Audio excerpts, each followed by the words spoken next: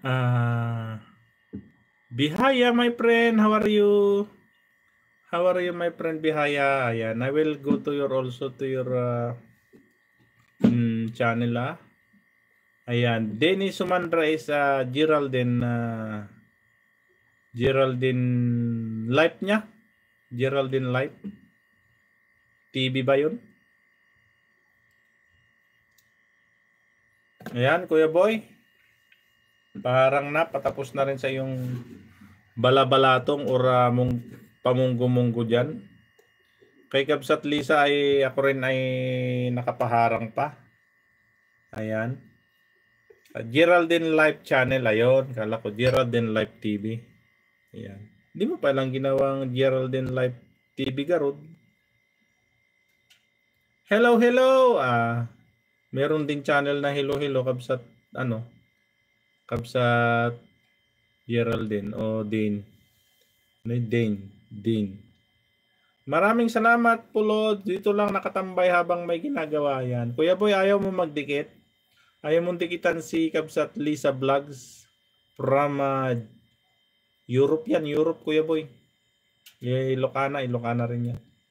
Hindi pa pala tapos. Wala pa, Kuya Boy. Playing pa lang. Pero naka-comments na ako. Aywan ko ba kung anong... Ayan. So, anong sasawag mo dito sa munggo? Kung may yung... Ano, Kuya Boy?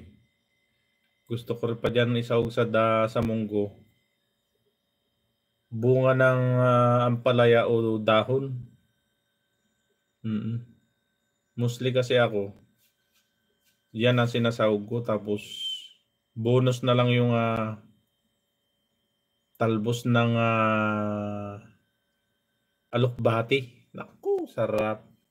Ayan na rin yung rayna ng mga kusinera. Ayan, rayna ng mga mukbangers. Ayan, at rayna ng mga galaera. Si Kabsat May Army from Qatar. Ayan, lusob. Lusob taga Qatar. Aba, nag-automatic dito sa highlight mo, May. Actually, naka-node na yata si Kabsat TV. Ay, hindi pa. May Army, oh. Talagang ang lakas ng pangamoy mo. Oh, pagkatapos kay Kabsat Lisa, biglang nakita ko na lang, nakaharang na sa iyong highlight 6 hours ago. Talagang believe man ako dito talaga kay May. Malakas ka talaga dito sa aking cellphone.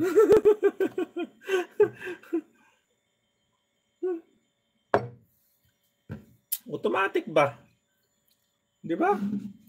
Sobrang lakas mo dito kay Kabsat TV, Kabsat May. Nagulat ako. Nandito na paglingat kong ganyan na ba? Ikaw na umarang agad sa'yo. Sabi ko, napakaswerte ni May Army. Tapos tama-tama, biglang nandyan ka na sa harap ko. Aba, para ano yun, nagkatagpo. Nako. Naamoy yung mabahong tahong. Tahong. Ayan, Kabsat May Army. Baka hindi mo pala kakadikit pa yan si Kabsat Lisa Vlogs. Ilocana rin yan. Taga-Europe yan. So, awa ng Diyos ay sumahod na rin daw sa ng persahod niya sa YT nung January. So, ngayong nung January. So, from February, March, April. So, siguro yan, bago magkatapusan ng April, meron na siyang 40 euro. So, nagbabiral din yung mga screencast niya kasi alam nyo naman, kada 1K, ang bayad ng 1K views.